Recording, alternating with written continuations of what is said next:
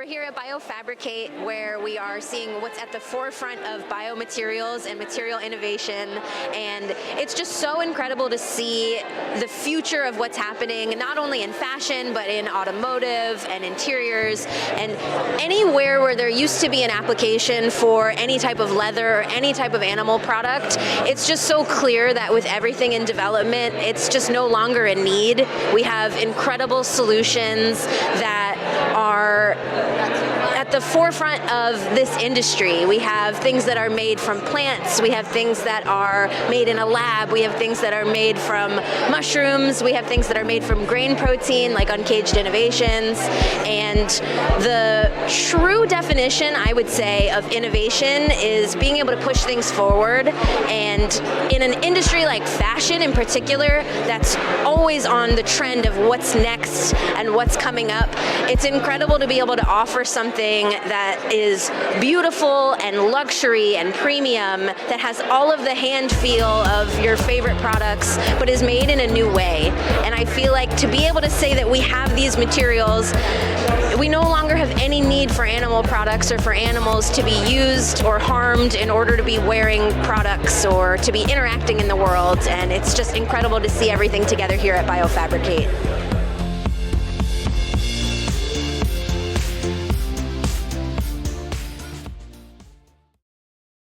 Can you tell me a little bit more about your product and your research? Absolutely, absolutely. So the company is called Uncaged, and we make a leather alternative from grain protein.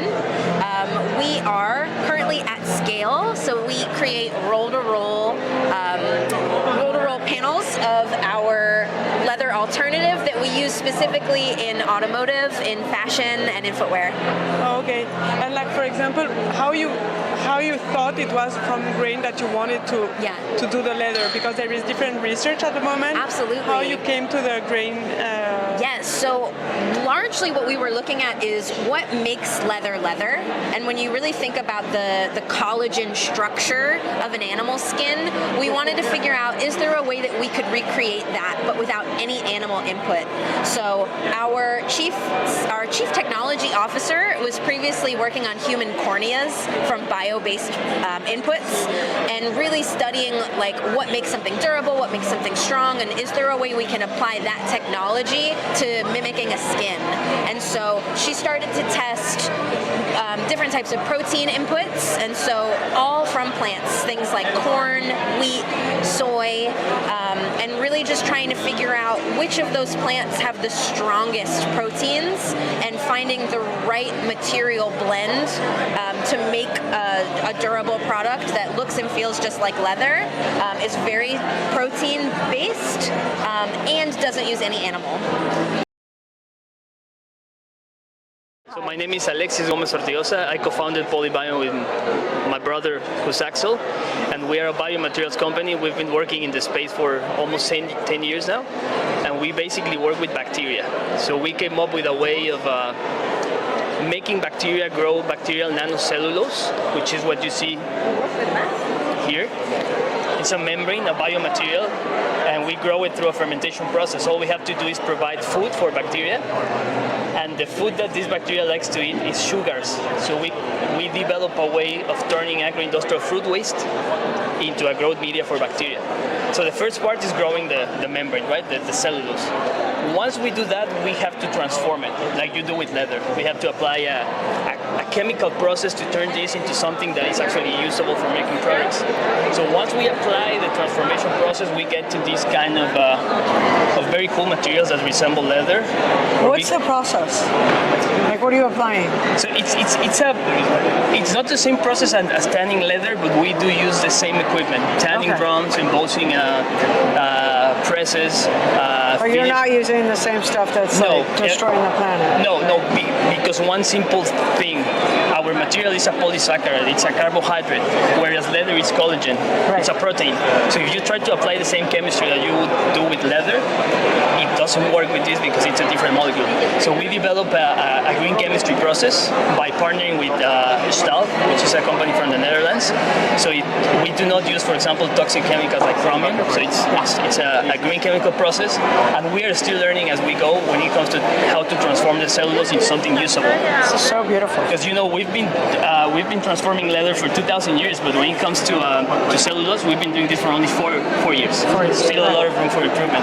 This is, for example, a Gani piece, the company from Denmark, partially owned by LVMH, and this is about to hit the market as soon as next year. This is, for example, Secret piece from the Netherlands, also about to hit the market as soon as next year. And the material is already good enough for much tougher applications such as shoes. It's really hard to make a shoe with any material, regardless of it being a biomaterial. It is one of the toughest applications because it applies a lot of mechanical stress in the material. So the fact that we were able to make a shoe It's incredible. speaks volumes about the performance that we're getting now.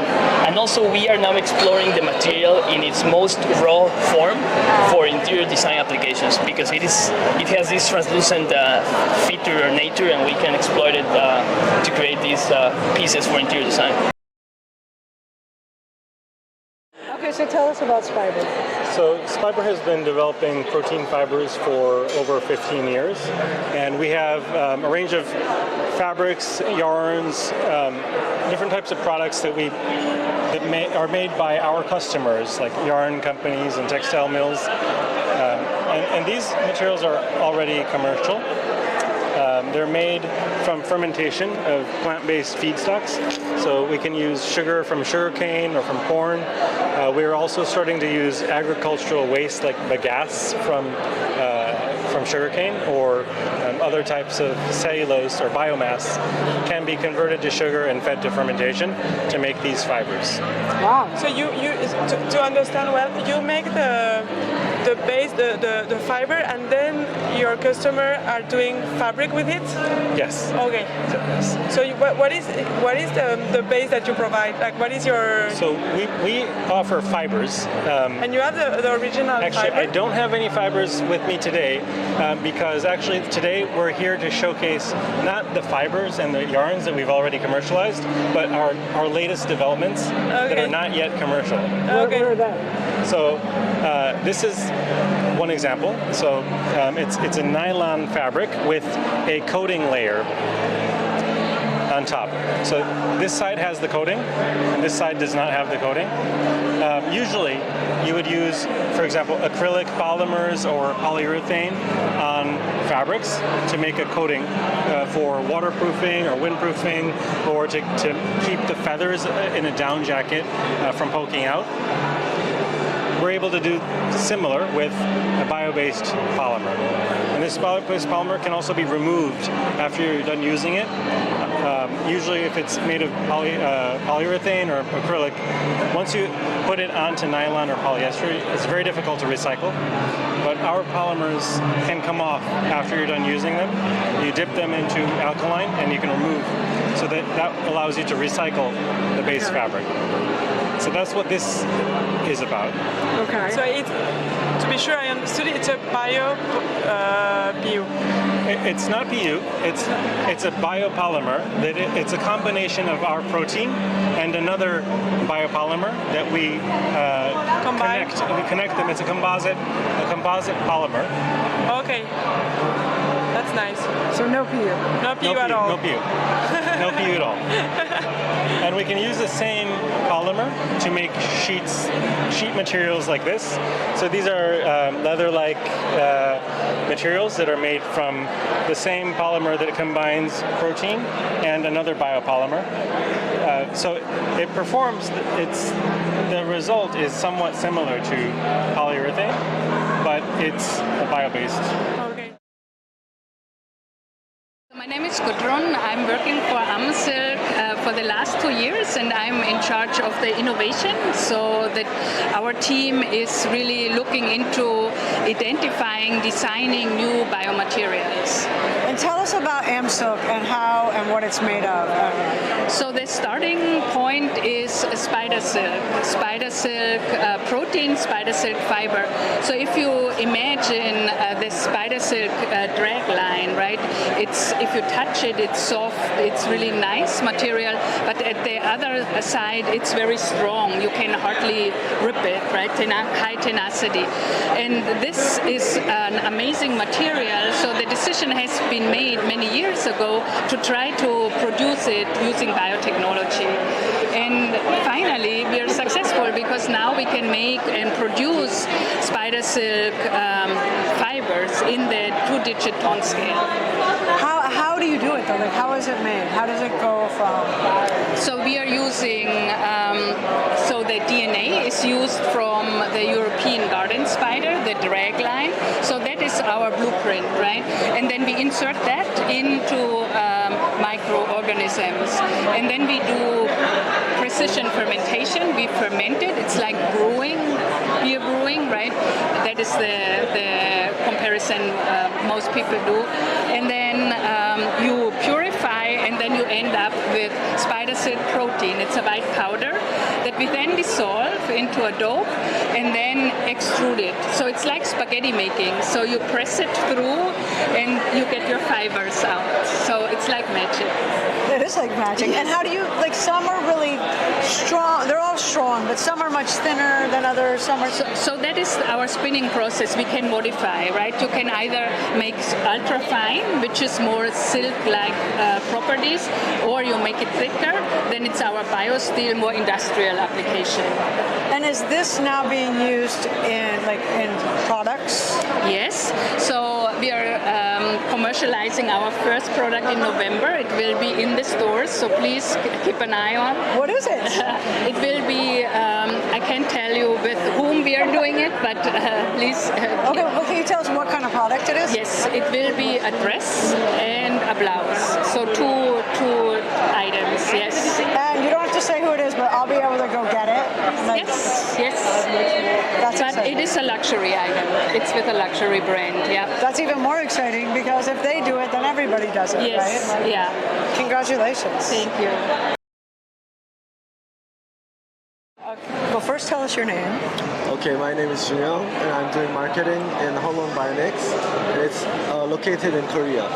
And it was founded by your father? Yeah, right. And someone else, or just your father? Just my father. Your father, okay. Yeah, right. So tell us the story behind it, like how this all happened. So actually, we were working on mushroom farming for 27 years. Yeah, so we were doing like shiitake and button, like many kinds of mushroom.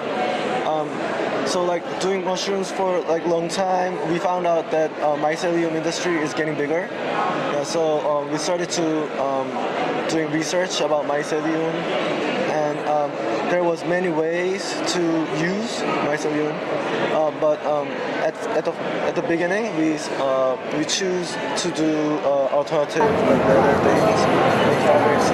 So we're doing making fabrics. And right now,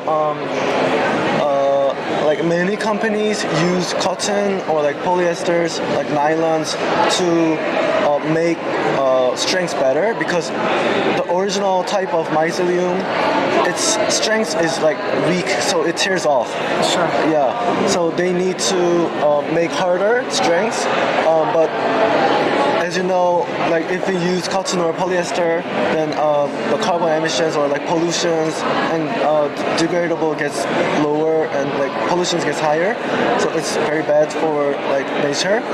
So we thought that we should not use cotton or like polyesters for gain strength. So we were working on technology that's called cross-linking.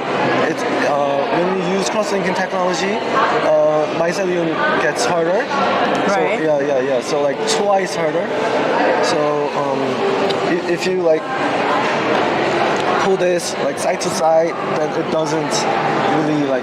Yeah, it's really durable. Yeah, it's like And strong. yeah, it's strong. Yeah. But after doing cross-linking, we have to do plasticize, so like make it soft. Right. Yeah, so that's important too, because when we make it harder, then it gets like cardboard. Right. So we have to make soft to like look like leather. So this like example was made like 2 years ago. Actually, we didn't use plasticides this time, so it was like it was getting water like sponge. So that was the problem. So after we changed the plasticizer, but this time it's kind of dry, so it's kind of stiff. Yeah, so we're developing other plasticizer right now. Okay. Yeah, and also the coating. This kind of thing we used degradable PU, but that's actually not that good enough. Yeah, so this one we're developing plant-based coating. Okay. Yeah, but the problem is that if coating is hard, then it goes long, but the degradable gets lower.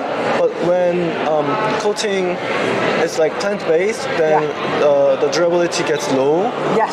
Yeah, but degradable gets high. So that's the problem. So you're trying to find a balance. Yeah, find about the middle points. Yeah. Yeah. So that's our technology right now. And so how long have you been working on this? Our company was founded 3 years ago. So this is all like results of 3 years. That's congratulations. Yeah, It's thank you. beautiful.